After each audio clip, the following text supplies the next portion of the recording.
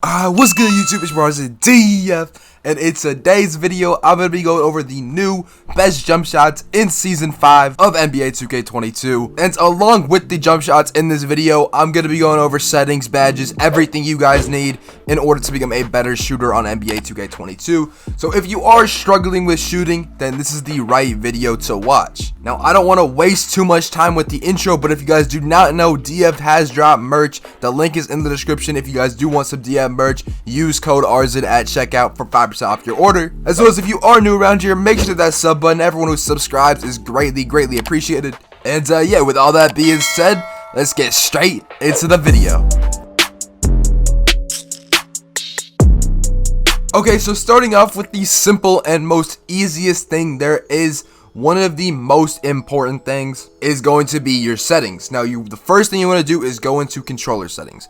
Now, with this, you are going to want to turn your shot meter off. Turning your shot meter off is going to give you a boost to like your percentage of making the shot, like percentage chance of making the shot.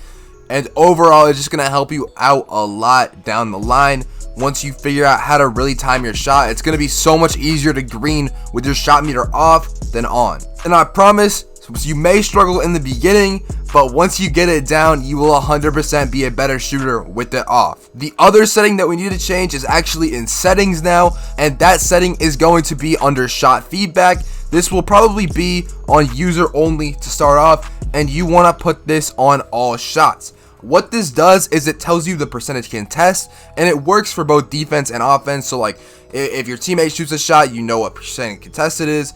And overall, it's just gonna help you know what shot you shot, like whether it was an early or a late. And overall, it's just gonna help you like train your shot and train your timing. It's also obviously a great feature to have on defense, and you can see what the other team timed as well. Now, moving on from the settings, the next most important thing is going to be to buy boosts. Now, you do not need to buy any of these other boosts right here. The only one you are going to need is the Jumpshot Pack 10, and you're going to buy as many of these as you possibly can. And what you need to do is every time you log on, just make sure you have boosts for when you play, because jump shot boosts, I can tell you, they are extremely important.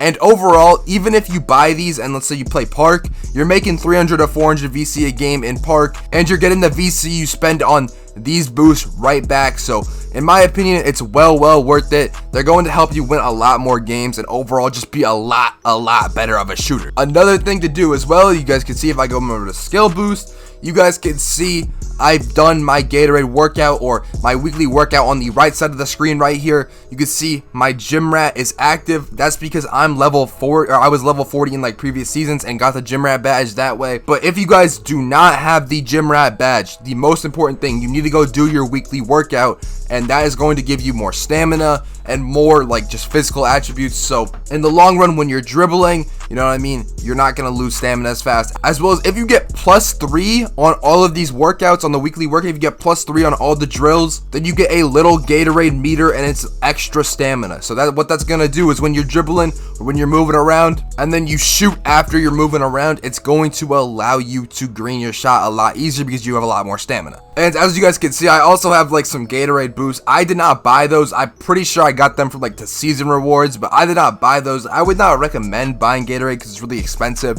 Maybe if you're playing stage and you're getting that VC back, but overall, I think that Gatorade is a complete waste of VC and I would not buy it. Okay guys, now quickly going over the badges. The two most important badges, the 100% you need on your player immediately, are going to be Hot Zone Hunter and Sniper on the highest level possible. Now obviously Hot Zone Hunter you are going to need to have hot zones for, which I'll get into after I do the badges, and you may not have hot zones right after you make your player, but after about 5 to 10 games you should get a bunch of hot zones, and I'll get into where to check if you have hot zones, like I said, after I do the badges. But this badge right here increases your shot percentage from anywhere you have a hot zone by a lot. It's like 15 or 20%. It's actually like a crazy amount. Definitely need that badge, as well as Sniper. This is one of the most broken badges in the game, and honestly a lot of people want it removed because of how broken it is. It exaggerates the impact of good and poor shot timing, but don't really worry about the poor shot timing because that's like early and late, and you're not going to make that regardless.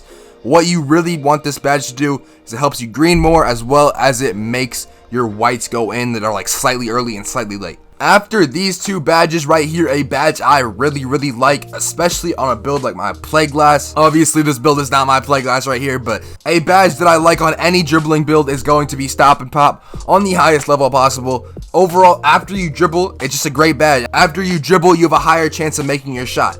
And honestly, that's the simplest way to put it, and it's honestly just a great badge to have. After stop and pop, Green Machine is an okay badge this year, but honestly, a lot of people, myself included, don't really see it as too necessary or really important. So my take on Green Machine is you can put it on like bronze or silver, but other than that, it does not need to go on. Now, a badge you can just put on bronze is going to be lucky number 7. Lucky number 7, all you need to do is put this badge on bronze.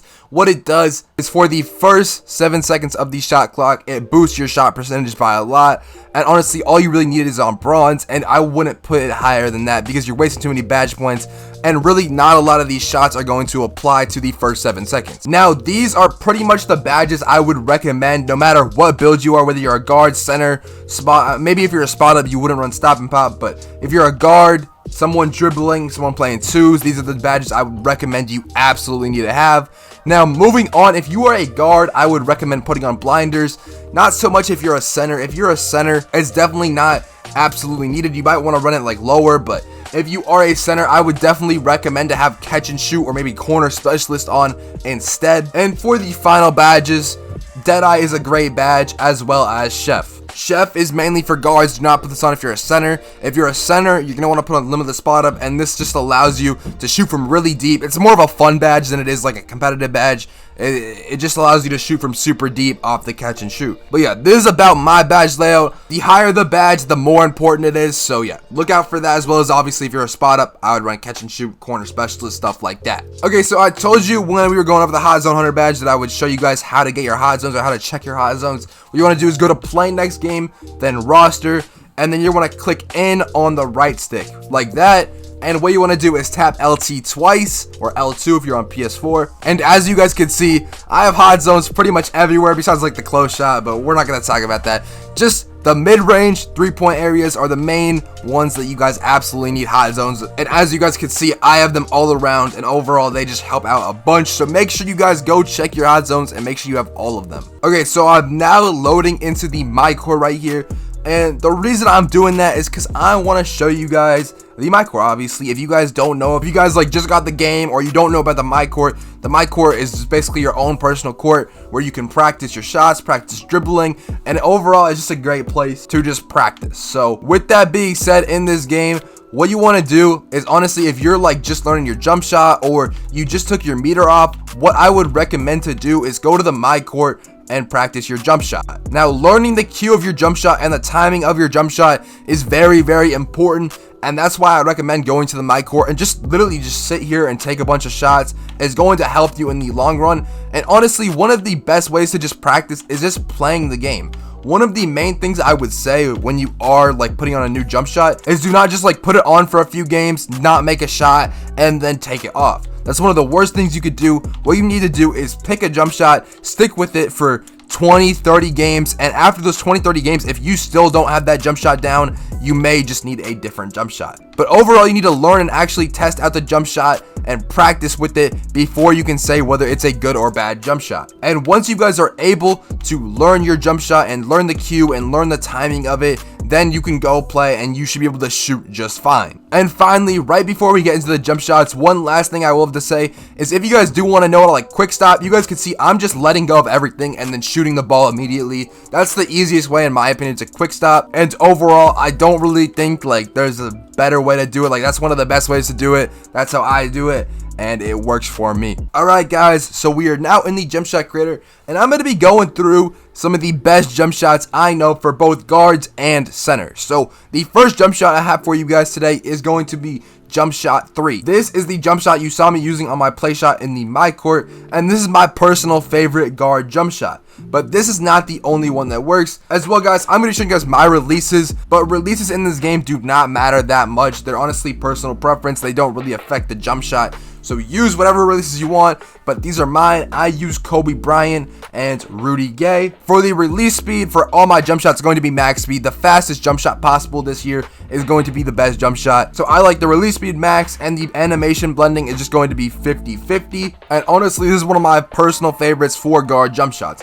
Now, to being as unbiased as possible, another great guard jump shot is going to be set shot 25. Now, this is a extremely ugly jump shot. In my opinion, I do not like this jump shot, but this is one of the fastest jump shots in the game, and overall it's very uncontestable, and I see a lot of people making like contested shots with this jump shot. So this is 100% a great jump shot, and I would 100% recommend it. Now, moving on, for any centers or spot ups or someone that's going to be shooting mostly catch and shoot shots, one of my favorite jump shots is going to be Dante Exum. Now, if you guys have never heard of this jump shot before, you guys have probably seen a lot of people using it and being like, what's that jump shot? So that is the jump shot right here, Dante Exum. It is a great jump shot, and it works for me on my play glass and my facilitating finisher.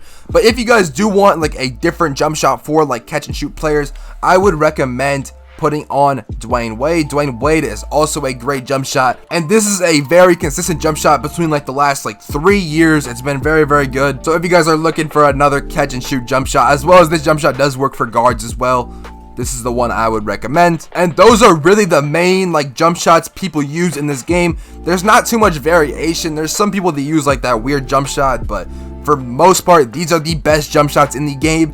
And if you guys are struggling to shoot with one, I'm not gonna lie, my advice to you would just be to practice more, because these have been proven to work by the best players in the game. So it's obviously not the jump shot. But yeah, that's gonna be about it for this video. I hope you guys enjoyed this one. If you guys did enjoy this video, make sure to drop a like if it helped you out, as well as, like I said in the beginning of the video, make sure to hit that sub button. It is free. But yeah, that's about it for this video, and I'm out, man. Peace.